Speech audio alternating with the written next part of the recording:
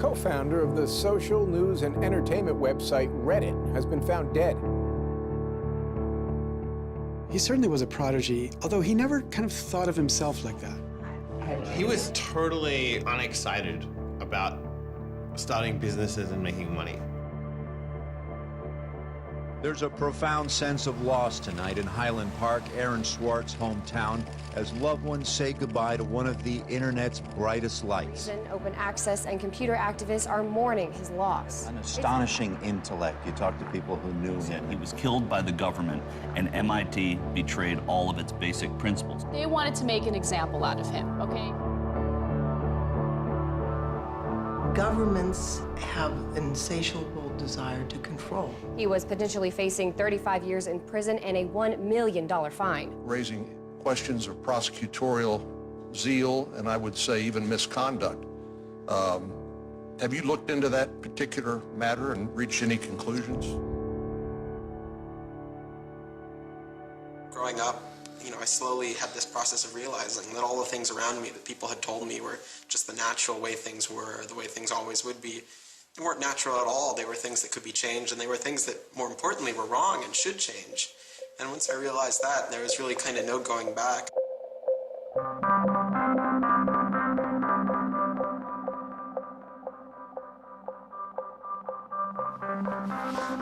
Welcome to Story Reading Time.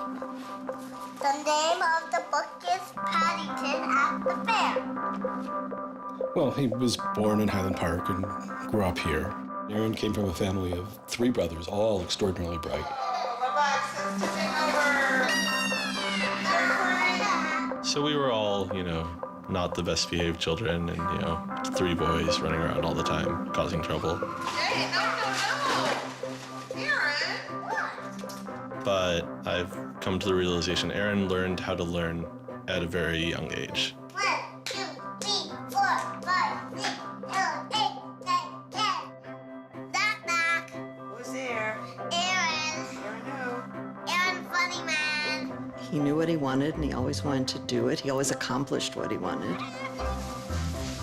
His curiosity was endless. Here's a little picture of what's a planet sign. And each planet has a symbol. Mercury symbol, Venus symbol, Earth symbol, Mars symbol, Jupiter symbol. One day he said to Susan, "What's this free family entertainment in downtown Highland Park?" Free family entertainment downtown Highland Park. He was 3 at the time, and she said, "What are you talking about?" And he said, "Look, it says here on the refrigerator, free family entertainment in downtown Highland Park." And so she was floored and astonished that he could read. It's called My Family Seder. The Seder night is different from all other nights. I remember once we were at the University of Chicago Library. I pulled a book off the shelf that was from like 1900 and showed him and said, this is really just an extraordinary place. We all were curious children, but Aaron really liked learning and really liked teaching. And today we're going to learn the ABCs backwards. D, Y, X, W, V, U, T. I remember he came home from his first algebra class, and he was like, "Noah, let me teach you algebra." And I'm like, "What is algebra?" And he was always like that. Now you press the click button. There, now it's got that. Now it's in pink.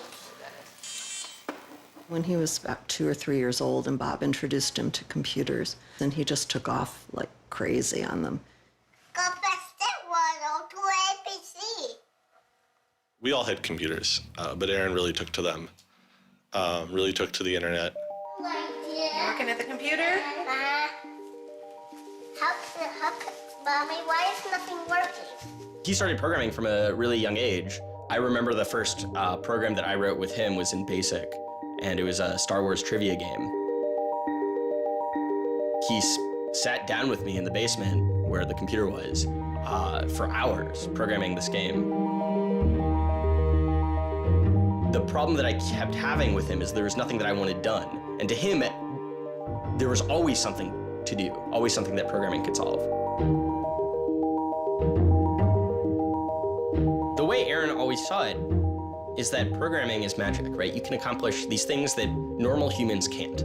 Aaron made an ATM using like a Macintosh and like a cardboard box. One year for Halloween, I didn't know what I wanted to be, and he thought it'd be really, really cool if I dressed up like his new favorite computer, which at the time was the original iMac. I mean, he hated dressing up for Halloween, but he loved convincing other people to dress up as things that he wanted to see.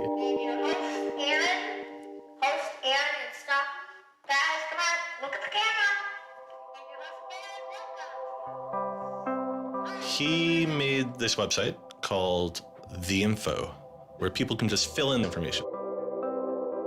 Like, I'm sure someone out there knows all about gold leafing. Why don't they write about that on this website? And then other people could come at a later point and read that information and edit the information if they thought it was bad. Not too dissimilar from Wikipedia, right? And this was before Wikipedia had begun, and this was developed by a 12-year-old in his room by himself, running on, this tiny server using ancient technology. And one of the teachers responds like, "This is a terrible idea. You can't just let anyone author the encyclopedia. The whole reason we have scholars is to write these books for us. How could you ever have such a terrible idea?" Me and my other brother would be like, "Oh, yeah, Wikipedia is cool, but we had that in our house like 5 years ago." Aaron's website, theinfo.org, wins a school competition hosted by the Cambridge-based web design firm Ars Digita. We all went to Cambridge for when he won the Ars Digita Prize. And, we had no clue what Aaron was doing. It was obvious that the prize was really important. Aaron soon became involved with online programming communities, then in the process of shaping a new tool for the web. He comes up to me, it's like, "Ben, there's this really awesome thing that I'm working on. You need to hear about it." I'm like, "Yeah, what is it?" He says, "It's this thing called RSS." And he explains to me what RSS is. I'm like, why is that useful, Aaron? Is any site using it? Why would I want to use it? There was this mailing list for people who were working on RSS and XML more generally. And there was a person on it named Aaron Swartz who was combative but very smart and who had lots of good ideas. And he didn't ever come to the face-to-face meetings. And they said, when are you going to come out to one of these face-to-face meetings? And he said, I don't think my mom would let me. I'm 14, I just turned 14. And so their first reaction was, well, this colleague we've been working with all year was 13 years old while we were working with him, and he's only 14 now. And their second reaction was, Christ, we really want to meet him. That's extraordinary. He was part of the committee that drafted RSS. What he was doing was to help build the plumbing for modern hypertext. And the piece that he was working on, RSS, was a tool that you can use to get summaries of things that are going on in other web pages. Most commonly, you would use this for a blog. You might have 10 or 20 people's blogs you want to read. You use their RSS feeds, these summaries of what's going on those other pages, to create a unified list of all the stuff that's going on. Aaron was really young, but he understood the technology and he saw that it was imperfect and looked for ways to help make it better.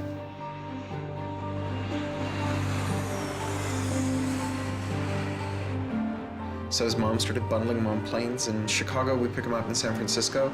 We'd introduce him to interesting people to argue with, and we'd marvel at his horrific eating habits. He only ate white food, only steamed rice and not fried rice because that wasn't sufficiently white, and white bread and so on. And you kind of marvel at this, the quality of the debate emerging from this, what appeared to be a small boy's mouth. And you think, this is a kid who's really going to go somewhere if he doesn't die of scurvy. Aaron, you're up. I think the difference is that now you can't make companies like Doc was saying. You can't have companies that just, let's sell dog food over the internet, let's sell dog food over cell phones. But there's still a lot of innovation going on. I think if you don't see the innovation, maybe your head is in the sand. He takes on this alpha nerd personality where he's sort of like, I'm smarter than you, and because I'm smarter than you, I'm better than you, and I can tell you what to do. It's an extension of him being kind of like a twerp. So you aggregate all these computers together and now they're solving big problems like searching for aliens and trying to cure cancer. First met him on IRC, on Internet Relay Chat.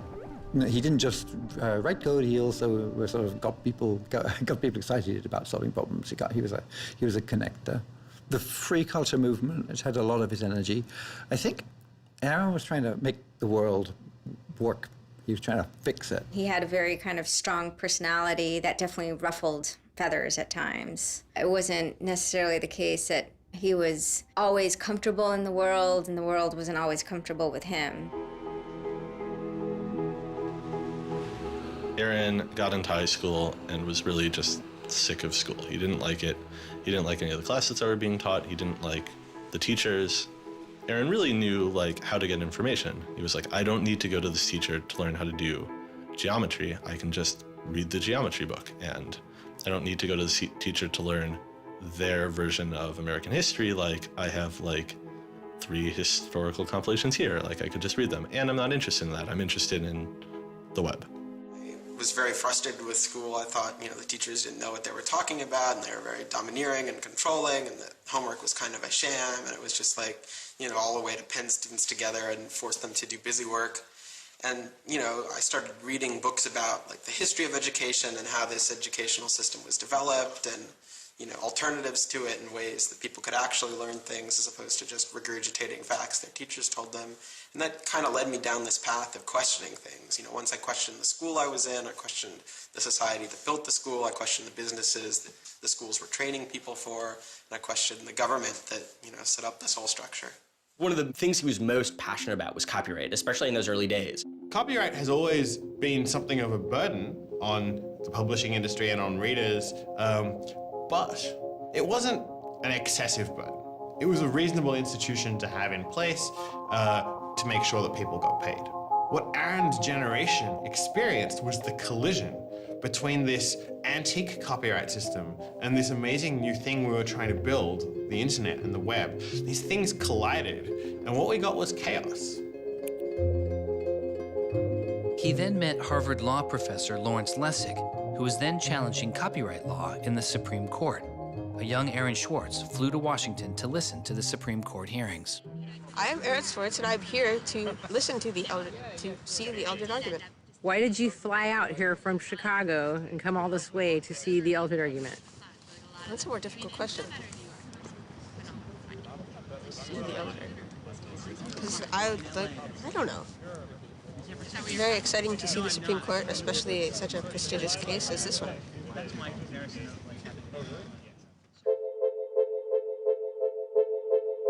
Lessig was also moving forward with a new way to define copyright on the internet. It was called Creative Commons. So the simple idea of Creative Commons is to give people, creators, a simple way to mark their creativity with the freedoms they intended to carry. So if copyright is all about all rights reserved, then this is a kind of some rights reserved model. It's I want a simple way to say to you, here's what you can do with my work, even if there are other things which you need to get my permission before you could do. And Aaron's role was the computer part. How do you architect the licenses so they would be simple and understandable and expressed in a way that machines could process it? And people are like, why do you have this, 15-year-old kid writing the specifications for the Creative Commons? Don't you think that's a huge mistake? And Larry's like, the biggest mistake we would have is not listening to this kid. He's not even tall enough to get over the podium, and it wasn't these movable podiums, so it was this embarrassing thing where once he put his screen up, nobody could see his face. When you come to our website here, and you go to choose license, it gives you this list of options, it explains what it means, and you fill out 3 simple questions. Do you want to require attribution? Do you want to allow commercial uses of your work? Do you want to allow modifications of your work? I was floored, just completely flabbergasted that these adults regarded him as an adult. And Aaron stood up there in front of a whole audience full of people and just started talking about the platform that he'd created for Creative Commons. And they were all listening to him. I was sitting at the back thinking, he's just a kid. Why are they listening to him? But they did. Well, I don't think I comprehended it fully. Though critics have said it does little to ensure artists get paid for their work, the success of Creative Commons has been enormous. Currently on the website Flickr alone, over 200 million people use some form of Creative Commons license. He contributed through his technical abilities, and yet it was not simply a technical matter to him. Aaron often wrote candidly in his personal blog. I think deeply about things, and I want others to do likewise. I work for ideas and learn from people. I don't like excluding people. I'm a perfectionist, but I won't let that get in the way of publication. Except for education and entertainment, I'm not going to waste my time on things that won't have an impact. I try to be friends with everyone, but I hate it when you don't take me seriously. I don't hold grudges. It's not productive, but I learn from my experience. I want to make the world a better place.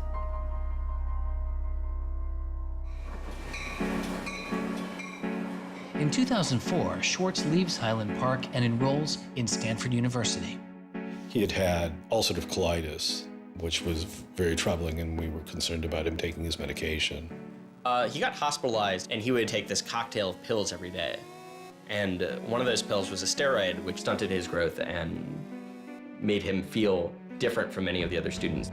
Aaron, I think, shows up at Stanford ready to do scholarship and finds himself in effectively a babysitting program for overachieving high schoolers who, in 4 years, are meant to become, captains of industry and one percenters. And I think it just made him bananas. In 2005, after only 1 year of college, Swartz was offered a spot at a new startup incubation firm called Y Combinator, led by Paul Graham. And he's like, hey, I have this idea for a website. And Paul Graham likes him enough and says, yeah, sure. So Aaron drops out of school, moves to this apartment. So this used to be Aaron's apartment when he moved here. I have vague memories of my father telling me how difficult it was to get a lease because Aaron had no credit and he dropped out of college. Aaron lived in what's now the living room, and some of the posters are left over from when Aaron lived here. And then the library. There are more books, but a lot of them are Aaron's. Aaron's Y Combinator site was called Infogami, a tool to build websites. But Infogami struggles to find users, and Swartz eventually merges his company with another Y Combinator project in need of help. It was a project headed by Steve Huffman and Alexis Ohanian, called Reddit. There we were, starting from almost nothing. No users, no money, no code, and growing day by day into a hugely popular website. And it showed no signs of letting up. First we had 1,000 users, then 10,000, then 20,000, and on and on. It was just incredible. Reddit becomes huge, and it's a real sort of geeky corner of the internet. There's a lot of humor, there's a lot of art, and there's just people who flock to the site and make that site the main site they go to every morning to get their news. Reddit kind of just borders on chaos at some level. So on the one hand, it's a place where people discuss news of the day, technology, politics, and issues. And yet there is a lot of kind of not safe for work material, offensive material. There's some subreddits where trolls find a welcome home. And so in that sense, Reddit has been kind of home to controversy as well. It kind of sits on that edge of chaos. Reddit catches the attention of the corporate magazine giant Condé Nast, who makes an offer to buy the company. Some large amount of money, large enough that my dad was getting bugged with questions about how do I store this money? Like a lot of money. Like a lot of money.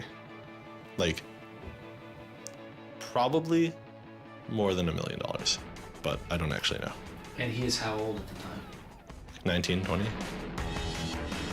So it was in this apartment. They sat around on what predated these couches, hacking on Reddit.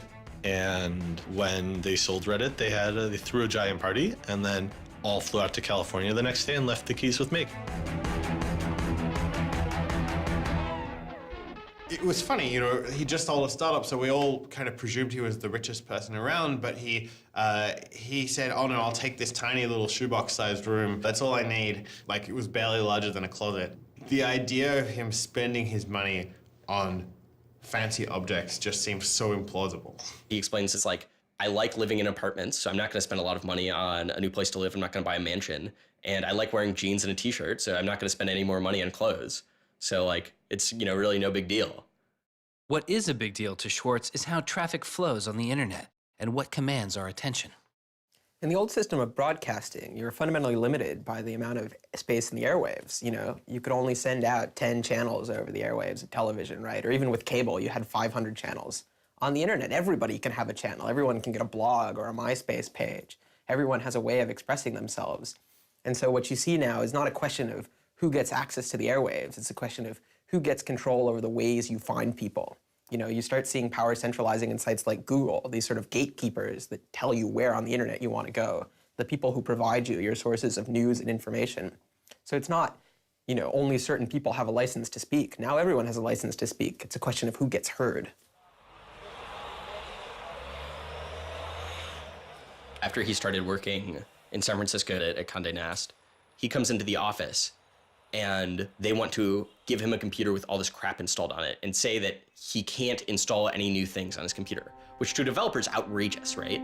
From the first day, he was complaining about all this stuff. Gray walls, gray desks, gray noise. The first day I showed up here, I simply couldn't take it. By lunchtime, I had literally locked myself in a bathroom stall and started crying. I can't imagine staying sane with someone buzzing in my ear all day, let alone getting any actual work done. Nobody else seems to get work done here either. Everybody's always coming into our room to hang out and chat or invite us to play the new video game system that Wired is testing. He really had different aspirations that were politically oriented. And Silicon Valley just doesn't really quite have that culture that orients technical activity for the purposes of political goals. Aaron hated working for a corporation. They all hate working for Condé Nast, but Aaron is like the only one who's not going to take it. And Aaron basically gets himself fired by not showing up to work ever. It was said to be a messy breakup. Both Alexis Ohanian and Steve Huffman declined to be interviewed for this film. He rejected the business world.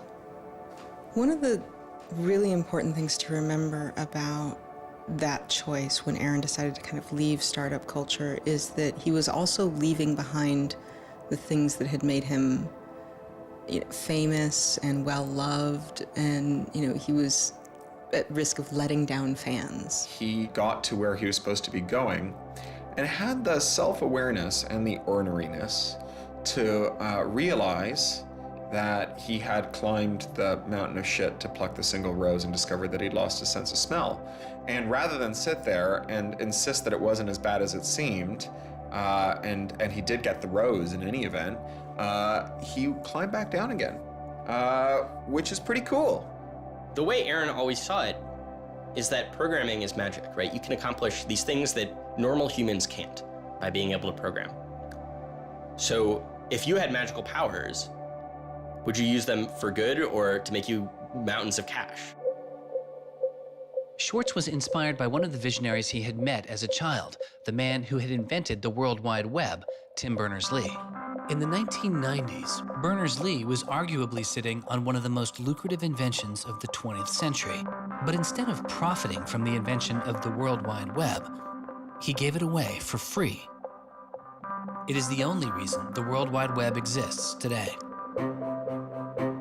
Aaron is certainly deeply influenced by Tim. Tim is certainly a very prominent early internet genius who doesn't in any sense cash out. He's not at all interested in how he's going to figure out how to make $1 billion. People would have seen, there's money to be made there. So there would have been lots of little webs instead of one big one. And one little web, and lots of little webs doesn't work because you can't follow links from one to the other. You know, you had to have the critical mass for this thing was the entire planet. So it's not going to work unless the whole planet can get on board.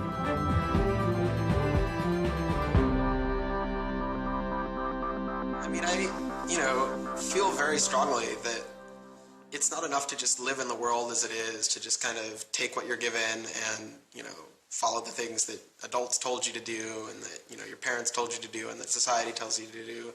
I think you should always be questioning. I take this very scientific attitude that everything you've learned is just provisional, that, you know, it's always open to recantation or refutation or questioning. And I think the same applies to society. Once I realized that there were real serious problems, fundamental problems that I could do something to address, I didn't see a way to forget that. I didn't see a way not to. We just started spending a lot of time just kind of as friends. We would just talk for hours into the night. I definitely should have understood that he was flirting with me. I think to some degree I was like, this is a terrible idea and impossible, and therefore I will pretend it is not happening. As my marriage was breaking down and I was really stuck without anywhere to go, we became roommates and brought my daughter over.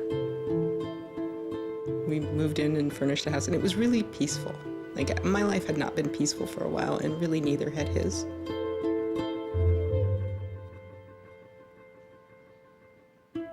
We were extremely close from the beginning of our romantic relationship. We were in constant contact, but we're both really difficult people to deal with. In a very Ally McBeal discussion, he confessed he had a theme song, and I made him play it for me. It was Extraordinary Machine by Fiona Apple. I think it was just that sense of kind of being a little bit embattled that the song has. And it also had like this hopefulness to it. By foot it's a slow climb, but I'm good at being uncomfortable, so I can't stop changing all the time. Because in many ways, Aaron was tremendously optimistic about life. Even when he didn't feel it, he could be tremendously optimistic about life. Extraordinary machine. What are you doing? Flickr has video now. Swartz threw his energy into a string of new projects involving access to public information, including an accountability website called watchdog.net and a project called the Open Library. So the Open Library Project is a website that you can visit at openlibrary.org. And the idea is to be a huge wiki, an editable website with one page per book. So for every book ever published, we want to have a web page about it that combines all the information from publishers, from booksellers, from libraries, from readers onto one site, and then gives you links where you can buy it, you can borrow it, or you can browse it. I love libraries. You know, I'm the kind of person who goes to a new city and immediately seeks out the library. So that's the dream of Open Library, is building this website where both you can leap from book to book, from person to author, from subject to idea, go through this vast tree of knowledge that's been embedded and lost in big physical libraries that's hard to find, that's not very well accessible online, is really important because books are a cultural legacy. You know, books are the place people go to write things down, and to have all that swallowed up by one corporation is kind of scary. How can you bring public access to the public domain? It may sound obvious that you'd have public access to the public domain, but in fact, it's not true. So the public domain should be free to all, but it's often locked up. There's often, guard cages. It's like having a national park, but with a moat around it and gun turrets pointed out in case somebody might want to actually come and enjoy the public domain. One of the things Aaron was particularly interested in was bringing public access to the public domain. This is one of the things that got him into so much trouble. I had been trying to get access to federal court records in the United States. What I discovered was a puzzling system called PACER, which stands for Public Access to Court Electronic Records. I started Googling, and that's when I ran across Carl Malamud. Access to legal materials in the United States is a $10 billion per year business. PACER is just this incredible abomination of government service. It's 10 cents a page. It's this most brain-dead code you've ever seen. You can't search it. You can't bookmark anything. You got to have a credit card. And these are public records. It's U.S. district courts are very important. It's where a lot of our seminal litigation starts, civil rights cases, patent cases, all sorts of stuff. And journalists and students and citizens and lawyers all need access to PACER, and it fights them every step of the way. People without means can't see the law as readily as people that have that Gold American Express card. It's a poll tax on access to justice. The law is the operating system of our democracy, and you have to pay to see it.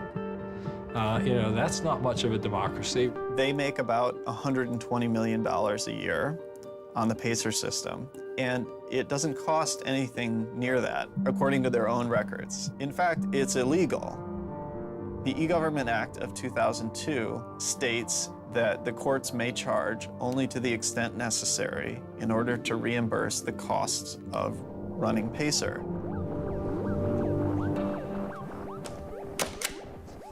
As the founder of public.resource.org, Malamud wanted to protest the PACER charges. He started a program called the PACER Recycling Project, where people could upload PACER documents they had already paid for to a free database so others could use them. The PACER people were getting a lot of flack from Congress and others about public access. And so they put together this system. In 17 libraries across the country, there was free PACER access. That's one library every 22,000 square miles, I believe. So it wasn't like really convenient. I encouraged volunteers to join the so-called Thumb Drive Corps and download docs from the public access libraries, upload them to the PACER recycling site. People take a thumb drive into one of these libraries and they download a bunch of documents and they send them to me. And nothing, it was just a joke. In fact, when you clicked on Thumb Drive Core, there was a Wizard of Oz, the Munchkins singing, so a little video clip came up. We represent the Lollipop Guild. But of course, I get this phone call from Steve Schultz and Aaron saying, gee, we'd like to join the Thumb Drive Corps. Around that time, I ran into Aaron at a conference. This is something that really has to be a collaboration between a lot of different people. So I approached him and I said, hey, I'm thinking about an intervention on the PACER problem. Schultz had already developed a program that could automatically download PACER documents from the trial libraries. Swartz wanted to take a look. So I showed him the code. And I didn't know what would come next, but as it turns out, over the course of the next few hours at that conference, he was off sitting in a corner, improving my code, recruiting a friend of his that lived near one of these libraries to go into the library and to begin to test his improved code, at which point the folks at the courts realized something's not going quite according to plan. And data started to come in and come in and come in, and soon there were 760 gigabytes of PACER docs, about 20 million pages. Using information retrieved from the trial libraries, Swartz was conducting massive, automated parallel downloading of the PACER system. He was able to acquire nearly 2.7 million federal court documents, almost 20 million pages of text. Now, I'll grant you that 20 million pages had perhaps exceeded the expectations of the people running the Pilot Access Project, but surprising a bureaucrat isn't illegal. Aaron and Carl decided to go talk to the New York Times about what happened. They also caught the attention of the FBI, who began to stake out Schwartz's parents' house in Illinois. But I get a tweet from his mother saying, call me. It's like, oh my God, what the hell's going on here? And so I finally got a hold of Aaron, and Aaron's mother was like, oh my God, FBI, FBI, FBI. An FBI agent drives down our home's driveway trying to see if Aaron is in his room. And I remember being home that day and wondering why this car was driving down our driveway and just driving back out. I was like, that's weird. 5 years later, I read this FBI file and I'm like, oh my goodness. That was the FBI agent in my driveway. He was terrified. He was totally terrified. He was way more terrified after the FBI actually called him up on the phone and tried to sucker him into coming down to a coffee shop without a lawyer. He said he went home and laid down on the bed and was shaking. The downloading also uncovered massive privacy violations in the court documents. Ultimately, the courts were forced to change their policies as a result. And the FBI closed their investigation without bringing charges. To this day, I find it remarkable that anybody, even at the most remote podunk field office of the FBI, thought that a fitting use for taxpayer dollars was investigating people for criminal theft on the grounds that they had made the law public. How can you call yourself a lawman and think that there can possibly be anything wrong in this whole world with making the law public? Aaron was willing to put himself at risk for the causes that he believed in. Bothered by wealth disparity, Swartz moves beyond technology and into a broader range of political causes. I went into Congress and I invited him to come and hang out and intern for us for a while so that he could learn, the political process. He was sort of learning about a new community, a new set of skills, and kind of learning to hack politics. It seems ridiculous that miners should have to hammer away until their whole bodies are dripping with sweat, faced with the knowledge that if they dare to stop, they won't be able to put food on the table that night, while I get to make larger and larger amounts of money each day just by sitting and watching TV. But apparently the world is ridiculous. So I co-founded a group called the Progressive Change Campaign Committee, and what we try and do is we try and organize people over the internet who care about progressive politics and moving the country in a more progressive direction to kind of come together, join our email list, join our campaigns, and help get progressive candidates elected all across the country. The group is responsible for igniting the grassroots effort behind the campaign to elect Elizabeth Warren to the Senate. He might have thought it was a dumb system, but he came in and he said, I need to learn this system because it can be manipulated like any social system. But his passion for knowledge in libraries didn't take a back seat. Aaron began to take a closer look at institutions that publish academic journal articles. By virtue of being students at a major U.S. university, I assume that you have access to a wide variety of scholarly journals.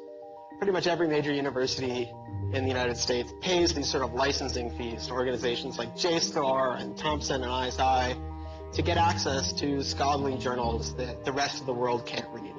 These scholarly journals and articles are essentially the entire wealth of human knowledge online, and many have been paid for with taxpayer money or with government grants.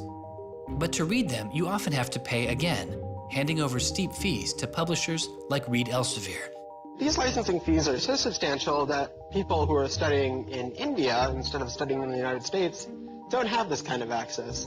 They're locked out from all of these journals. They're locked out from our entire scientific legacy. I mean, a lot of these journal articles, they go back to the Enlightenment. Every time someone has written down a scientific paper, it's been scanned and digitized and put in these collections.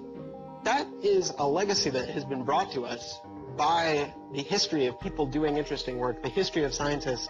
It's a legacy that should belong to us as a commons, as a people, but instead it's been locked up and put online by a handful of for-profit corporations who then try and get the maximum profit they can out of it. So a researcher paid by the university or the people publishes a paper, and in the very, very last step of that process, after all the work is done, after all the original research is done, the thinking, the lab work, the analysis, after everything is done at that last stage, then the researcher has to hand over his or her copyright to this multi-billion-dollar company. And it's sick. It's an entire economy built on volunteer labor. And then the publishers sit at the very top and scrape off the cream. Talk about a scam. One publisher in Britain made a profit of $3 billion last year. I mean, what a racket. JSTOR is just a very, very small player in that story, but for some reason, JSTOR is the player that Aaron decided to confront. He'd gone to some conference around open access and open publishing, and I don't know who the person from JSTOR was, but I think at some point Aaron asked the question, like, how much would it cost to open up JSTOR in perpetuity? And they gave some, I think it was $200 million, something that Aaron thought was totally ridiculous. Working on a fellowship at Harvard, he knew users on MIT's famously open and fast network Nextdoor had authorized access to the riches of JSTOR. Swartz saw an opportunity. You have a key to those gates.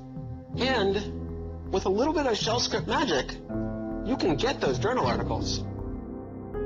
On September 24th, 2010, Swartz registered a newly purchased Acer laptop on the MIT network under the name Gary Host. The client name was registered as Ghost Laptop.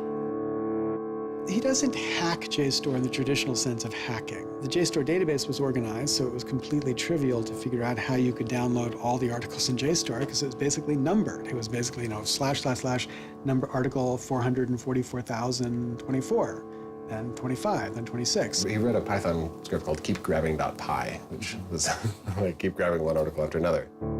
The next day, Ghost Laptop begins grabbing articles, but soon the computer's IP address is blocked. For Swartz, it's barely a bump in the road. He quickly reassigns his computer's IP address and keeps downloading.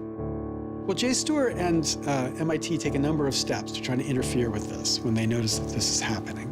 And when the more modest steps don't work, then at a certain stage, JSTOR just cuts off MIT from having access to the JSTOR database. So there's this kind of cat and mouse game around getting access to the JSTOR database. Aaron ultimately, obviously, is the cat because he has more technical capability than the JSTOR database people do in defending them. And eventually, there was an unlocked supply closet in the basement of one of the buildings. And he went, instead of going through Wi-Fi, he went down there and he just plugged his computer directly into the network and just left it there with an external hard drive downloading these articles to the computer. Unknown to Swartz, his laptop and hard drive had been found by authorities. They didn't stop the downloads. Instead, they installed a surveillance camera.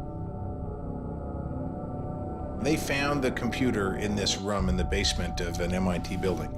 They could have unplugged it. They could have waited for the guy to come back and said, dude, what are you doing? Cut it out. Who are you? And they could have done all that kind of stuff, but they didn't. What they wanted to do was film it to gather evidence to make a case. That's the only reason you film something like that.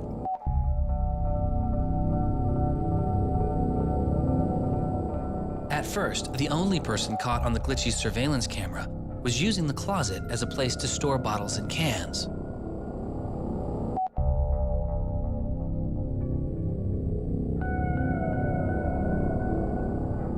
But days later, it caught Swartz.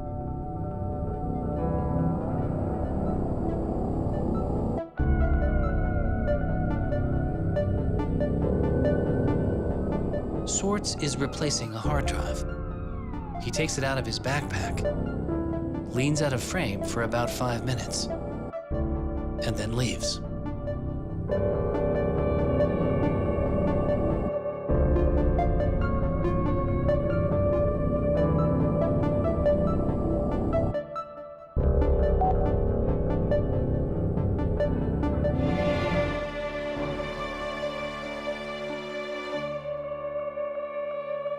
And then they organized a stakeout where as he was biking home from MIT, these cops came out from either side of the road or something like that and started going after him. He describes that he was pressed down and assaulted by the police. He tells me that it's unclear that they were police that were after him. He thought that someone was trying to attack him. He does tell me they beat him up. I was just devastated. The notion of any kind of criminal prosecution of anyone in our family or anything was so foreign and incomprehensible, I didn't know what to do. Well, they execute search warrants at Aaron's house, his apartment in Cambridge, and his office at Harvard. 2 days before the arrest, the investigation had gone beyond JSTOR and the local Cambridge police. It had been taken over by the United States Secret Service. The Secret Service began investigating computer and credit card fraud in 1984, but 6 weeks after the attack on 9/11, their role expanded. President Bush used the Patriot Act to establish a network of what they called electronic crimes task forces. The bill before me takes account of the new realities and dangers posed by modern terrorists. According to the Secret Service, they are primarily engaged in activity with economic impact, organized criminal groups, or use of schemes involving new technology. The Secret Service turned Swartz's case over to the Boston U.S. Attorney's Office. There was a guy in the U.S. Attorney's Office who had the title head of the Computer Crimes Division or Task Force. I don't know what else he had going, but you're certainly not much of a computer crimes prosecutor without a computer crime to prosecute. So he jumped on it, kept it for himself, didn't assign it to someone else within the office or the unit, and that's Steve Hyman. Prosecutor Stephen Hyman has been largely out of public view since the arrest of Aaron Swartz, but he can be seen here in an episode of the television show American Greed, filmed around the time of Aaron's arrest.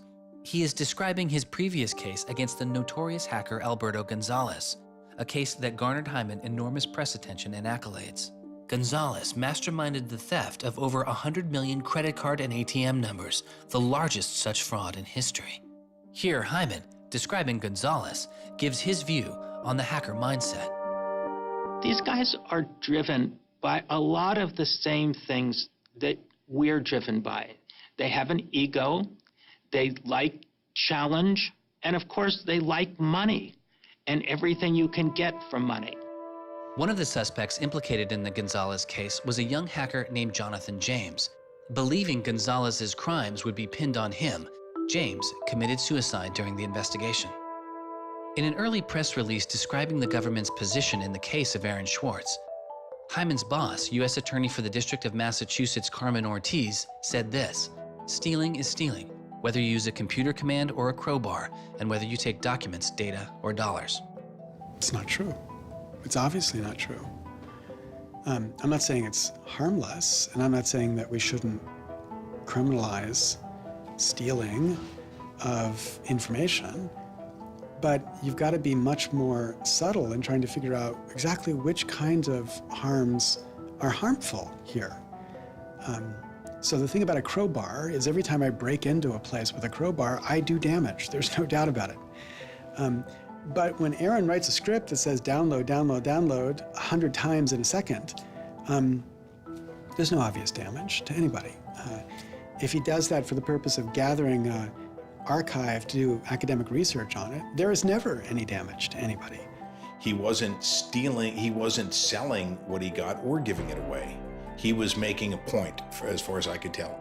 The arrest took its toll on Swartz. He just wouldn't talk about it. And he's like very stressed. If you thought like the FBI was like going to come to your doorstep any day, anytime you went down the hall, even to do your laundry, and they would break into your apartment because you left the door unlocked, like, I'd be pretty stressed. And it was clear. And so Aaron was always sort of like in like a dour mood.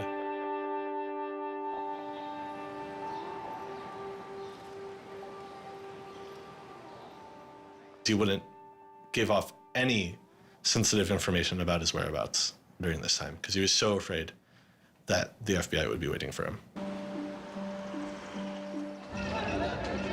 It was a time of unprecedented social and political activism. Time magazine would later name as their 2011 Person of the Year, the protester. There was a kind of hotbed of hacker activity going on. WikiLeaks had released a trove of diplomatic cables. Manning had been under arrest at the time. It was unknown whether he was the source of the leak. Anonymous, which is a kind of protest ensemble that has a lot of hackers in its ranks, were going on various sprees of sorts. If you compare that to what he did, his stuff should have been left behind for MIT and JSTOR to deal with in a kind of private, professional manner. It should have never gotten the attention of the criminal system. It just didn't belong there.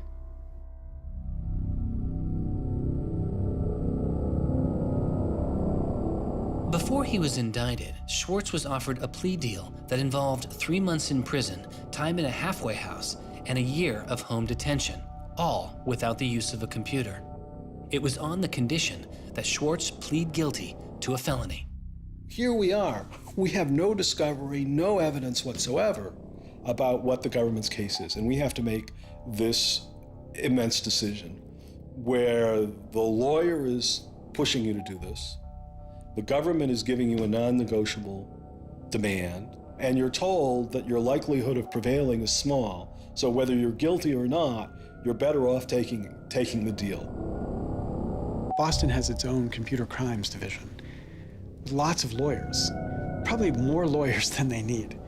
So, you can imagine all sorts of cases where it'd be really hard to prosecute because you've got some criminals in Russia or you've got some people inside of a corporation are going to have $500 lawyers or $700 an hour lawyers sitting down against you. And then you've got this case with this kid, which is pretty easy to prove that he did something, and he's already marked himself as a troublemaker with the FBI, so why not go as tough as you can in here against that guy? It's good for you, the prosecutor, it's good for the Republic, because you're fighting all those terrorist types. I was so scared. I was so scared of having my computer seized. I was so scared of going to jail because of my computer being seized. I had confidential material from sources from my previous work on my laptop. And that is above all my priority, is to keep my sources safe. I was so scared of what was going to happen to Ada. Aaron told me that they'd offered him a deal, and he finally just said that he would take it if I told him to. And I came real close to saying take it. He had developed like serious political aspirations in the intervening time between when, that moment when he ended that entrepreneurial startup life and begun this new life that had come to this political activism. And he just didn't believe that he could continue in his life with a felony. He said to me one day, we were walking by the White House, and he said to me, they don't let felons work there.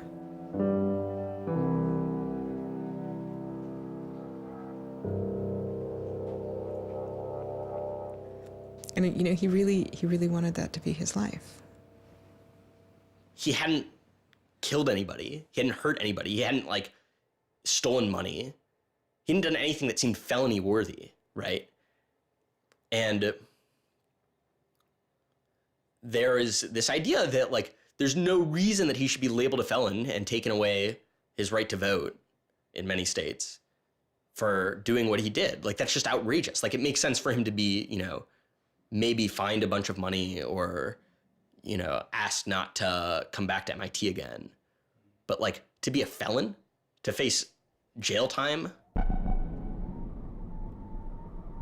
Swartz turned down the plea deal. Hyman redoubled his efforts. Hyman continued to press us at all levels. Even with the physical evidence seized from Aaron's Acer computer, hard drive, and USB drive, the prosecutors needed evidence of his motives. Why was Aaron Swartz downloading articles from JSTOR, and just what did he plan to do with them? The government claims that he was planning to publish these. We don't really know whether that was his real intention, because Aaron also had a history of doing projects where he'd analyze giant data sets of articles in order to learn interesting things about them. The best evidence for that was that when he was at Stanford, he also had downloaded the whole Westlaw legal database. In a project with Stanford law students, Swartz had downloaded the Westlaw legal database. He uncovered troubling connections between funders of legal research and favorable results. He did this amazing analysis of for-profit companies giving money to law professors who wrote law review articles which were then beneficial to Exxon during an oil spill, right? So it was a very corrupt system of funding, vanity research. Swartz had never released the Westlaw documents. In theory, he could have been doing the same thing about the JSTOR database. That would have been completely okay. If he were, on the other hand, intending to create a competitive service to JSTOR, we're going to set up our own, access to the Harvard Law Review and charge, money for it, then, okay, now it seems like criminal violation because you're commercially trying to exploit this material, but it's kind of crazy to imagine that's what he was doing. So, but then there's the middle case. Well, what if he was just trying to liberate it for all of the developing world? But depending on what he was doing, it creates a very different character to how the law should be thinking about it. The government was prosecuting him as if this was like a commercial criminal violation, like stealing a whole bunch of credit card records. It was that kind of crime. I don't know what he was going to do with that database, but I heard from a friend of his that Aaron had told him he was going to analyze the data for evidence of corporate funding of climate change research that led to biased results. And I totally believe that. I was just told that Steve wanted to talk to me. And I thought, maybe this is a way I could get out of this. Just just exit the situation. And I didn't want to live in fear of having my computer seized. I didn't want to live in fear of having to go to jail on a contempt of court charge if they tried to compel me to decrypt my computer. When they came to me and said, Steve wants to talk to you, that seemed reasonable. They offered Norton what is known as a Queen for a Day letter, or a proffer. It allowed prosecutors to ask questions about Aaron's case. Norton would be given immunity from prosecution herself for any information she revealed during the meeting. I didn't like it. I told my lawyers repeatedly that this seemed fishy. I didn't like this. I didn't want immunity. I didn't need immunity. I hadn't done anything. But they were really, really stringent that they did not want me meeting the prosecutor without immunity. But just to be clear, this is a Queen for a Day deal, a proffer. Right, a proffer letter. In which you basically handed information over to them in exchange for protection from prosecution. So it wasn't handing information over. It was, at least that's not how I saw it. It was just having a discussion, having an interview with them. Well, they're asking you questions. They're asking me and questions. They can ask about whatever they want. Right. And whatever they learn, I really, right. And I repeatedly tried to go in naked. I repeatedly tried to turn down the proffer letter. I was ill. I was being pressured by my lawyers. I was confused. I was not doing well by this point. I was depressed and I was scared and I didn't understand the situation I was in. I had no idea why I was in this situation. I hadn't done anything interesting, much less wrong. We went out of our minds. Aaron was clearly very distraught about it. We were very distraught about it. Aaron's attorneys were very distraught about it. We tried to get Quinn to change attorneys. I was very unused to being in a room with large men, well-armed, that are continually telling me I'm lying and that I must have done something. I told them that this thing that they were prosecuting wasn't a crime. I told them that they were on the wrong side of history. I used that phrase. I said, you're on the wrong side of history. And they looked bored. They didn't even look angry. They just looked bored. And it began to occur to me that we weren't having the same conversation. I mean, I told them plenty of things about, why people would download journal articles, and eventually, I don't remember what was around it. I mentioned that he'd done this blog post, the Guerrilla Open Access Manifesto. This is the Guerrilla Open Access Manifesto, supposedly written in July 2008 in Italy. Information is power. But like all power, there are those who want to keep it for themselves. The world's entire scientific and cultural heritage, published over centuries in books and journals, is increasingly being digitized and locked up by a handful of private corporations. Meanwhile, those who have been locked out are not standing idly by. You've been sneaking through holes and climbing over fences, liberating the information locked up by the publishers and sharing them with your friends. But all this action goes on in the dark, hidden underground. It's called stealing or piracy, as if sharing a wealth of knowledge were the moral equivalent of plundering a ship and murdering its crew. But sharing isn't immoral, it's a moral imperative. Only those blinded by greed would refuse to let a friend make a copy. There's no justice in following unjust laws. It's time to come into the light and, in the grand tradition of civil disobedience, declare our opposition to this private theft of public culture. The manifesto itself was allegedly written by 4 different people and also edited by Norton. But it was Swartz who had signed his name to it. When it's over, I go immediately to Aaron and tell him everything I can remember about it. And he gets very angry. The things that I'd done shouldn't have added up that way. I hadn't done anything wrong, and everything had gone wrong. But I was never...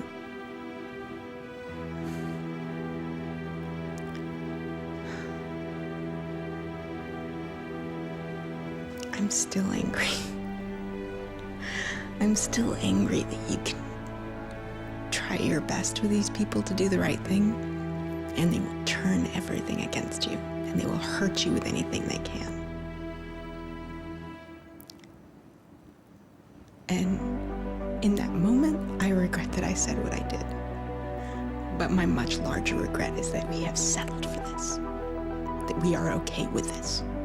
That we are okay with a justice system that tries to game people into little traps so they can ruin their lives. So yeah, I wish I hadn't said that, but I am much, much angrier that this is where I am. That this is what we as a people think is okay.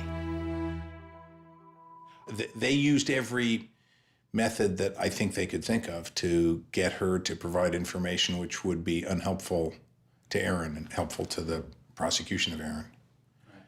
Right. But you know, I don't think she had information that was helpful to the government. Months go by as Swartz's friends and family await a looming indictment. In the meantime, Swartz was becoming a go-to expert on a series of internet issues. To you then, do you think that the internet is something that should be considered a human right and something that the government cannot take away from you? Yes, definitely. I mean, this notion that national security is an excuse to shut down the internet, that's exactly what we heard in Egypt and Syria and all these other countries. And so, yeah, it's true. Sites like WikiLeaks are going to be putting up some embarrassing material about what the U.S. government does, and people are going to be organizing to protest about it and try and change their government.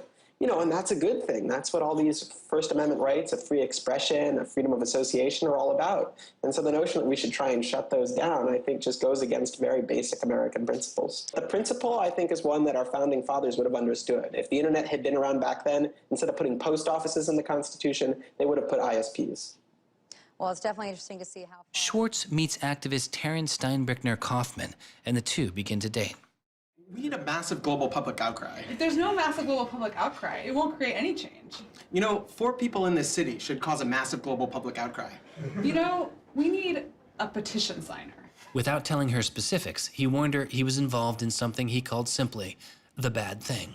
And I had sort of crazy theories, like that he was having an affair with Elizabeth Warren or something. I speculated both Hillary Clinton and Elizabeth Warren, actually, but so sometime in probably late July, Aaron called me and I happened to pick up and he said, you know, the bad thing might be in the news tomorrow. Do you want me to tell you or do you want to read about it in the news? And I said, well, I want you to tell me.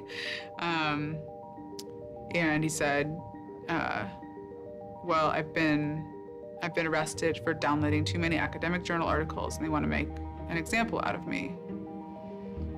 And I was like, that's it? That's the big fuss? Really? Like, this doesn't sound like a very big deal. On July 14th, 2011, federal prosecutors indict Swartz on 4 felony counts. He gets indicted on the same day that like 2 people in England who are part of LulzSec get arrested and like a few other real hackers. And Aaron is just like someone who kind of looks like a hacker, enough that they can like, you know, put his head on a stake and like put it on the gates. Aaron went to surrender and they arrested him. They then strip searched him, took away his shoelaces, took away his belt, and left him in solitary confinement.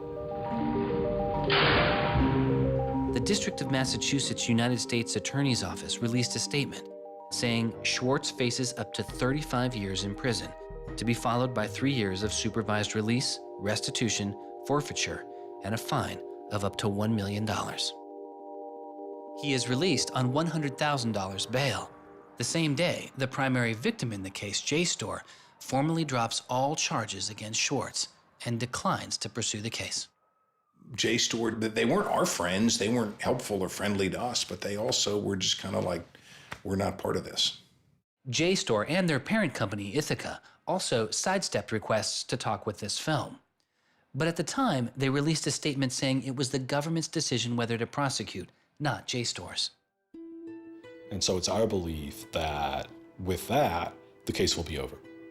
That we should be able to get Steve Hyman to drop the case or settle it in some rational way. And the government refused. Why?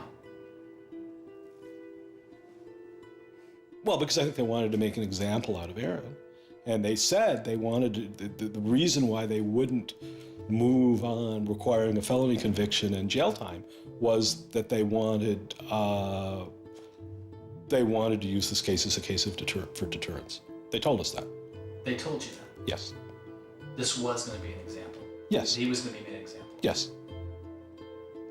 Steve Hyman said that. Deterring who? Like, there's other people out there running around logging onto JSTOR and downloading the articles to make a political statement? I mean, who are they deterring? It would be easier to understand the Obama administration's posture of supposedly being for deterrence if this was an administration that, for instance, prosecuted arguably the biggest economic crime that this country has seen in the last 100 years, the crimes that were committed that led to the financial crisis on Wall Street. When you start deploying the non-controversial idea of deterrence only selectively, you stop making a dispassionate analysis of lawbreaking, and you started deciding to deploy law enforcement resources specifically on the basis of political ideology. And that's not just undemocratic, it's supposed to be un-American.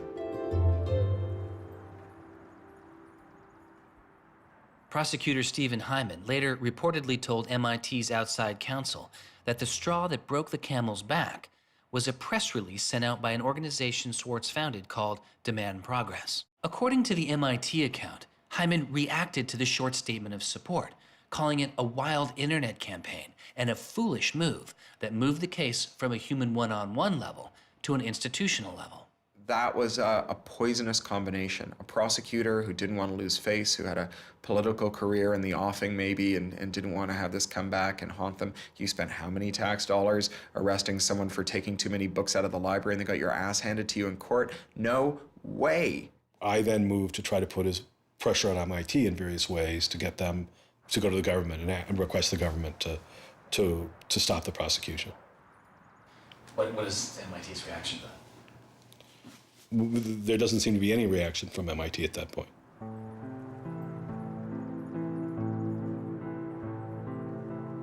MIT doesn't defend Aaron, which to people inside of the MIT community seems outrageous because MIT is a place that encourages hacking in the biggest sense of the word. At MIT, the idea of going and running around on roofs and tunnels that you weren't allowed to be in was not only a rite of passage, it was part of the MIT tour.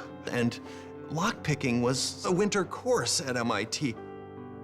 They had the moral authority to stop it in its tracks. MIT never stood up and took a position of saying to the feds, don't do this. We don't want you to do this. You're overreacting. This is too strong, that I'm aware of.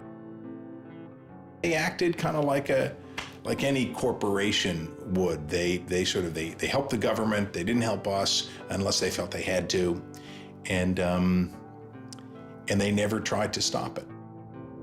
MIT declined repeated requests to comment, but they later released a report saying they attempted to maintain a position of neutrality and believed Hyman and the U.S. Attorney's Office did not care what MIT thought or said about the case.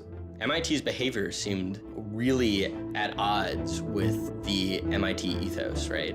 You could argue that MIT turned a blind eye and that was okay for them to do. But taking that stance, taking that neutral stance in and of itself was taking a pro-prosecutor stance. If you look at Steve Jobs and Steve Wozniak, they started by selling a blue box, which was a thing designed to defraud the phone company.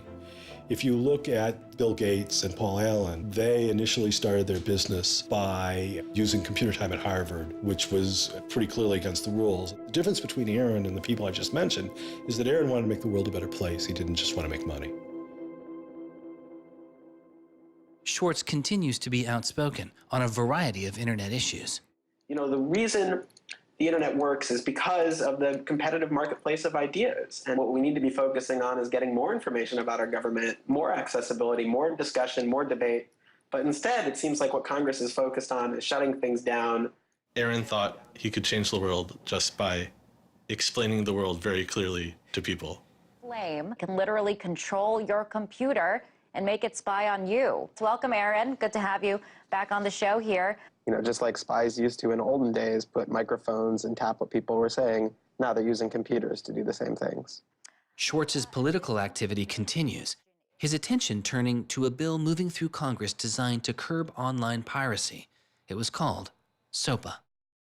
Activists like Peter Eckersley saw it as an enormous overreach, threatening the technical integrity of the internet itself. And one of the first things I did was to call Aaron. I said, can we do a big online campaign against this? This isn't a bill about copyright. It's not? No, he said. It's a bill about the freedom to connect. Now I was listening. And he thought about it for a while and then said yes. And he went and founded Demand Progress. Demand Progress is an online activism organization. We've got around 1.5 million members now, but started in the fall of 2010. Aaron was one of the most prominent people in a community of people who helped lead organizing around social justice issues at the federal level in this country. SOPA was the bill that was intended to curtail online piracy of music and movies, but what it did was basically take a sledgehammer to a problem that needed a scalpel. If passed, the law would allow a company to cut off finances to entire websites without due process, or even to force Google to exclude their links. All they needed was a single claim of copyright infringement. It pitted the titans of traditional media against a new and now far more sophisticated remix culture. It makes everyone who runs a website into a policeman. And if they don't do their job of making sure nobody on their site uses it for anything that's even potentially illegal, the entire site can get shut down without even so much as a trial. This was over the top. I mean, this was a catastrophe. This bill poses a serious threat to speech and civil liberties for all who use the internet. There were only a handful of us who said, look, we're not for piracy either, but it makes no sense to destroy the architecture of the internet, the domain name system, and so much that makes it free and open in the name of fighting piracy. And Aaron got that right away. The freedoms guaranteed in our Constitution, the freedoms our country had been built on, would be suddenly deleted. New technology, instead of bringing us greater freedom, would have snuffed out fundamental rights we'd always taken for granted. And I realized that day, talking to Peter, that I couldn't let that happen. When SOPA was introduced in October 2011, it was considered inevitable. Our strategy when it first came out was to hopefully slow the bill down, maybe weaken it a little bit, but even we didn't think that we would be able to stop this bill. Having worked in Washington, what you learn is that typically in Washington, the legislative fights are fights between different sets of corporate moneyed interests. They're all duking it out to pass legislation. And the fights that are the closest are when you have one set of corporate interests against another set of corporate interests, and they're financially equally matched in terms of campaign contributions and lobbying. Those are the closest ones. The ones that aren't even fights, typically, are ones where all the money is on one side, all the corporations are on one side, and it's just millions of people on the other side. I haven't seen anything like PIPA and SOPA in all my time in public service. There were more than 40 United States senators on that bill as co-sponsors. So there were already a long, long way to getting the 60 votes to have it clear all the procedural hoops. Even I began to doubt myself. It was a rough period. Swartz and Demand Progress were able to marshal enormous support, using traditional outreach combined with commonly used voice over IP to make it very easy for people to call Congress. I've never met anybody else who was able to operate at his level, both on the technological side and on the campaign strategy side. Millions of people contacted Congress and signed anti-SOPA petitions. Congress was caught off guard. There was just something about watching those clueless members of Congress debate the bill, watching them insist they could regulate the internet and a bunch of nerds couldn't possibly stop them. I am not a nerd. I'm just not enough of a nerd. Maybe we ought to ask some nerds what this thing really does. Let's have a hearing, bring in the nerds. Really? Nerds? You know, I think actually the word you're looking for is experts. To enlighten you so your laws don't backfire, break the internet. We use the term geek, but we're allowed to use that because we are geeks. The fact that it got as far as it did without them talking to any technical experts reflects the fact that there is a problem in this town. I'm looking for somebody to come before this body and testify in a hearing and say, this is why they're wrong.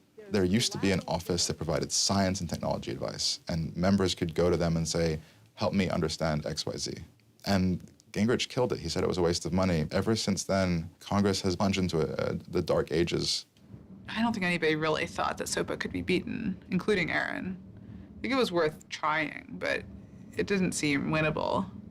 And I remember maybe a few months later, I remember him just turning to me and being like, I think we might win this. And I was like, that would be amazing. Calls to Congress continue. When the domain hosting site GoDaddy becomes a supporter of the bill, tens of thousands of users transferred their domain names in protest.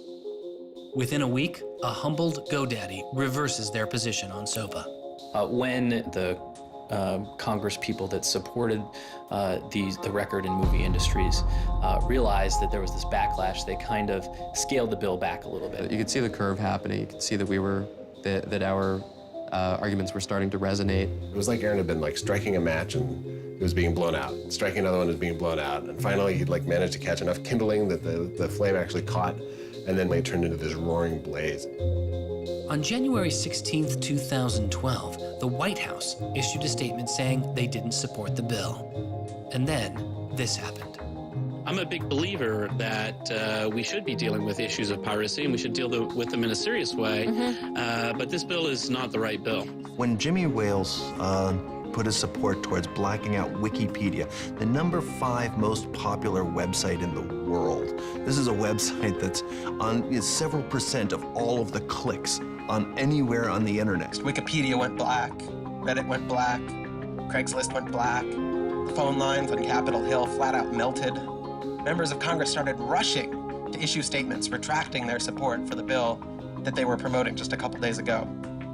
Within 24 hours, the number of opponents of SOPA in Congress went from this to this. To see congressmen and senators slowly flip sides throughout the day of the blackout was pretty unbelievable. There was like a 100 representative swing. And that was when, as hard as it was for me to believe, after all this, we had won. The thing that everyone said was impossible, that some of the biggest companies in the world had written off as kind of a pipe dream, had happened. We did it. We won. This is a historic week in internet politics, maybe American politics. The thing that we heard from people in Washington, D.C., from staffers on Capitol Hill was they received more emails and more phone calls on SOPA blackout day than they'd ever received about anything. I think that was an extremely exciting moment. This was the moment when the internet had grown up politically. It was exhilarating because it's hard to believe it actually happened. It's hard to believe a bill with so much financial power behind it didn't simply sail through the Congress. And not only did it not sail through, it didn't pass at all. It's easy sometimes to feel like you're powerless, like when you come out in the streets and you march and you yell and nobody hears you. But I'm here to tell you today, you are powerful. So yeah, maybe sometimes you feel like you're not being listened to, but I'm here to tell you that you are. You are being listened to. You are making a difference. You can stop this bill if you don't stop fighting. Stop PIPA. Stop SOPA. Some of the biggest internet companies, to put it frankly, would benefit from a world in which their little competitors could get censored. We can't let that happen. For him, it was more important to be sure that you made a small change than to play a small part in a big change. But SOPA was like playing a major part in a major change. And so for him, it was kind of this proof of concept, like, okay, what I want to do with my life is change the world. I think about it in this really scientific way of like, I'm measuring my impact. And this shows that it's possible, right? That the thing that I want to do with my life is possible. I have proved that I can do it, that I, Aaron Swartz, can change the world. For a guy who never really thought he had done much, which was Aaron, it was one of the few moments where you could really see that he felt like he had done something good. Feeling like here is his maybe one and only victory lap. Everyone said there was no way we could stop SOPA. We stopped it. This is 3 outrageously good victories, and the year isn't even over yet. I mean, if there's a time to be positive, it's now. You know, he wins at SOPA a year after he's arrested it's not unambiguously happy moments. There's a lot going on. He's so attuned towards participating in the political process, you can't stop him. The list of organizations Swartz founded or co-founded is enormous. And years before Edward Snowden would expose widespread internet surveillance, Swartz was already concerned. It is shocking to think that the accountability is so lax that they don't even have sort of basic statistics about how big the spying program is. And if the answer is, oh, we're spying on so many people we can't possibly even count them, then that's an awful lot of people, right? It would be one thing if they said, look, you know, we know the number of telephones we're spying on, we don't know exactly how many real people that corresponds to, but they just came back and said, we can't give you a number at all. That's pretty, I mean, it's scary is what it is. Well, that's scary. You know, they put incredible pressure on him, took away his, you know, all of the money he had made. They, you know, threatened to take away his physical freedom. Why'd they do it, you know? I mean, well, why are they going after whistleblowers, you know? Why are they going after people who tell the, you know, who tell the truth about all sorts of things? I mean, from the banks to the, you know, to war, to just sort of government transparency. So secrecy serves those who are already in power. And we are living in an era of secrecy that coincides with an era where the government is doing also a lot of things that are probably illegal and unconstitutional.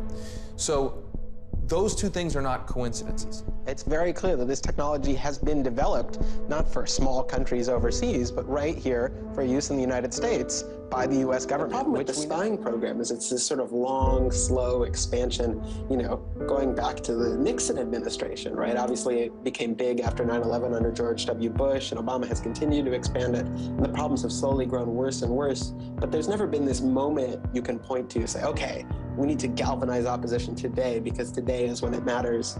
Instead, it's mattered for. The prosecution, in my estimation, of Aaron Swartz was about sending a particular laser-like message to a group of people that the Obama administration sees as politically threatening. And that is essentially the hacker, the information, and the democracy activist community. And the message that the Obama administration wanted to send to that particular community was, in my estimation, we know you have the ability to make trouble for the establishment. And so we are going to try to make an example out of Aaron Swartz to scare as many of you as possible into not making that trouble. And the government said, oh, the legal opinions we're using to legalize the spying program are also classified. So we can't even tell you which laws we're using to spy on you. You know, every time they can say, oh, this is another instance of cyber war, the cyber criminals are attacking us again, we're all in danger, we're all under threat. They use those as excuses to push through more and more dangerous laws. And so just to follow that up, like personally, how do you feel the fight is going, I guess? It's up to you. I know, but we gotta like, you know. You know, there's sort of these two polarizing perspectives, right? Everything is great. The internet has created all this freedom and liberty and everything's gonna be fantastic. Or everything is terrible. The internet has created all these tools for cracking down and spying and, you know, controlling what we say. And the thing is, both are true, right? The internet has done both. And both are kind of amazing and astonishing. And which one will win out in the long run is up to us. It doesn't make sense to say, oh, one is doing better than the other. You know, they're both true. And it's up to us which ones we emphasize and which ones we take advantage of, because they're both there and they're both always going to be there.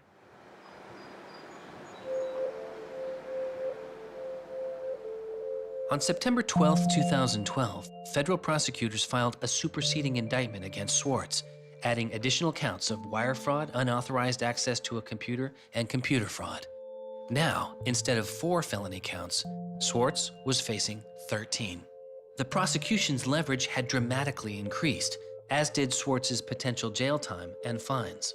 They filed a separate indictment to add more charges, and they had a theory about why this conduct constituted a number of federal crimes, and that a very significant sentence could attach to it under the law. That theory, and much of the prosecution's case against Swartz, involved a law created originally in 1986. It is called the Computer Fraud and Abuse Act.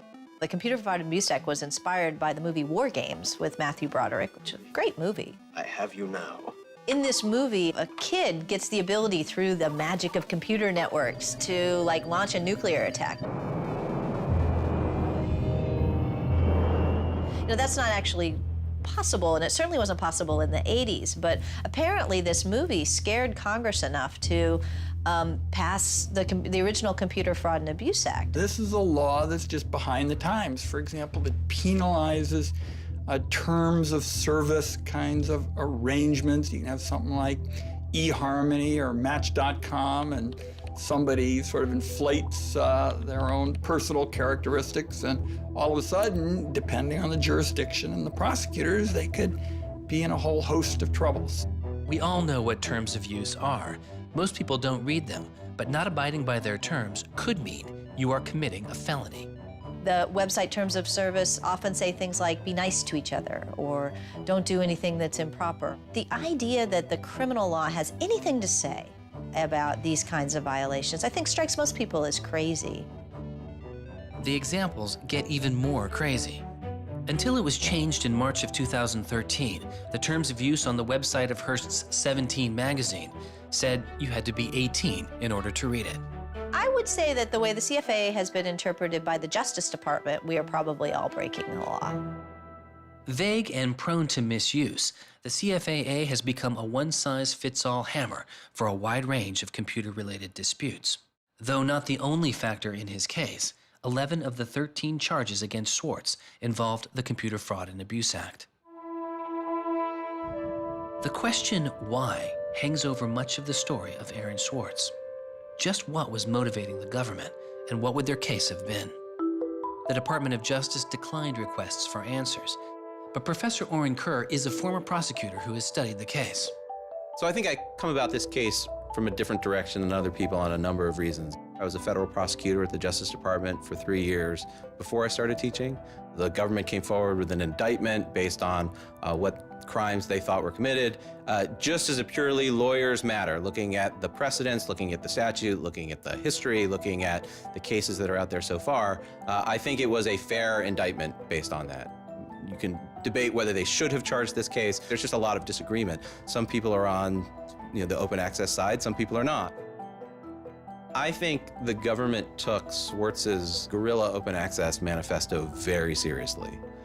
And I think they saw him as somebody who was committed as a moral imperative to breaking the law to overcome a law that Swartz saw as unjust. And in a democracy, if you think a law is unjust, there are ways of changing that law. There's going to Congress, as Swartz did so masterfully with SOPA. Or you can violate that law in a way to try to nullify that law. And I think what was driving the prosecution was the sense that Swartz was committed not just to breaking the law, but to really making sure that law was nullified, that everyone would have access to the database in a way that you couldn't put the toothpaste back into the tube. It would be done, and Swartz's side would win. There's a big disagreement in society as to whether that is an unjust law, and ultimately that's a decision for the American people to make, working through Congress. And then the second problem is, I think, we're still trying to figure out what's the line between less serious offenses and more serious offenses. We're now entering this different environment of computers and computer misuse, and we don't yet have a really strong sense of exactly what these lines are. So we're just working that out. This is a poor use of prosecutorial discretion. The hammer that the Justice Department has to scare people with it just gets bigger and bigger and bigger. And so most people just, you can't roll the dice with your life like that. Should we tap somebody's phone? Should we film them? Should we turn somebody and get them to testify against these other people? That's how federal agents and prosecutors think. They build cases, they make cases. Swartz was caught in the gears of a brutal criminal justice system that could not turn back. A machine that has made America the country with the highest rate of incarceration in the world. We have in this country allowed ourselves to be captured by the politics of fear and anger. And anything we're afraid of, like the future of the internet and access, and anything we're angry about instinctively creates a criminal justice intervention. And we've used jail, prison, and punishment to resolve a whole host of problems that historically were never seen as criminal justice problems. The impulse to threaten, indict, prosecute, which is part of what has created this debate and controversy over online access and information on the internet, is very consistent with what we've seen in other areas. The one difference is that the people who are usually targeted and victimized by these kinds of criminal and carceral responses are typically poor and minority. Swartz's isolation from friends and family increased. He had basically stopped working on anything else, and the case was, in fact, like taking over sort of his whole life. One of Aaron's lawyers apparently told the prosecutors that he was emotionally vulnerable and that was something that they really needed to keep in mind so that they knew that. It was weighing on him very heavily. He did not like having his actions and his movements restricted in any way. And the threat of jail, which they pounded him with a lot, was terrifying to him. Completely exhausted his financial resources, and it cost us a lot of money also, and he raised a substantial amount of money. So it was, it was in the millions of dollars. The legal defense Yes, was in millions. yes. Yeah, I think he didn't want to be a burden to people. I think that was a factor. Like, I have my normal life, and then I have this shitty thing I have to deal with. And I try to, like, keep the two of them as separate as possible. But they were just beginning to blur together, and everything was becoming shitty. Swartz faced a tough choice that was only getting tougher. Do you admit guilt and move on with your life, or do you fight a broken system? With his legal case, the answer was simple. He rejects the final plea deal, and a trial date is set. Aaron was resolute that he didn't want to knuckle under and accept something that he didn't believe was fair, but I also think he was scared.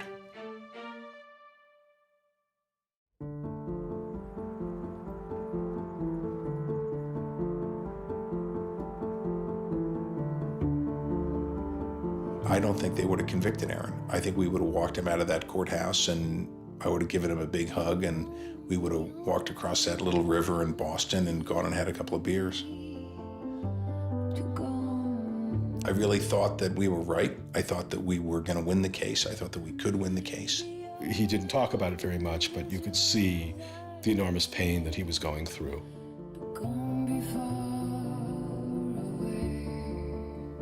No time in his childhood did Aaron have any severe mood swings or like depressive episodes or anything that I would ascribe to severe depression.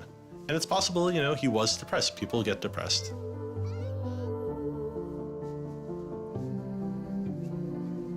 Very early in our relationship, like 3 or 4 weeks in or something, I remember him saying to me that I was a lot stronger than he was. He was brittle in a lot of ways. Things were a lot harder for him than for a lot of people. It was part of his brilliance, too. I think he probably had something like clinical depression in his early 20s. I don't think he did when I was with him. He wasn't a joyful person, but that's different from being depressed. He was just under such enormous pressure for 2 years straight. He just didn't want to do it anymore. He was just like, I just think it was too much.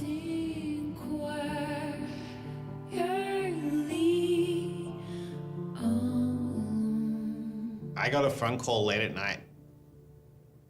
I could tell something was wrong, and then I called and I realized what had happened. A co-founder of the social news and entertainment website Reddit has been found dead. Police say 26-year-old Aaron Swartz killed himself yesterday in his Brooklyn apartment. I just thought, we've lost one of the most creative minds of our generation. It was like the whole world fell apart in that moment.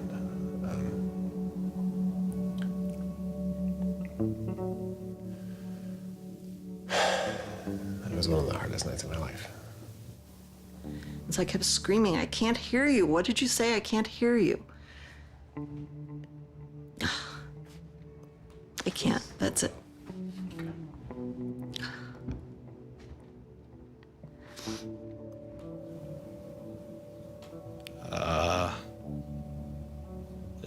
None of it made any sense.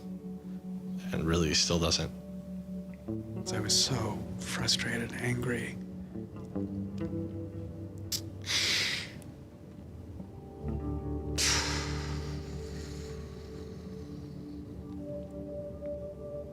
I tried to explain it to my kids. My 3-year-old told me that the doctors would fix him.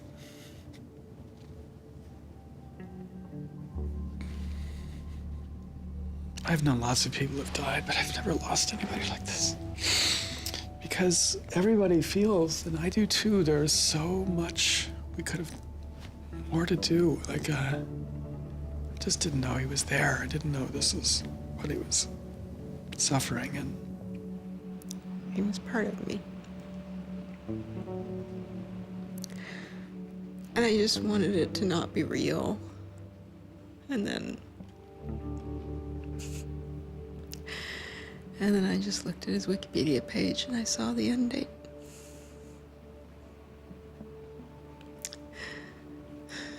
To 2013.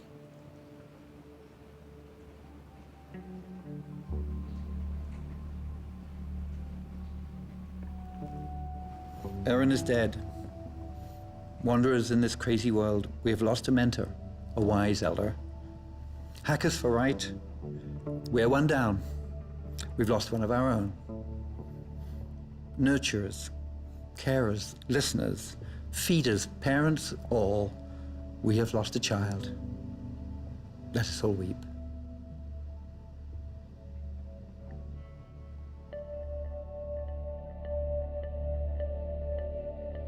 my first thought was, well, what if nobody even notices?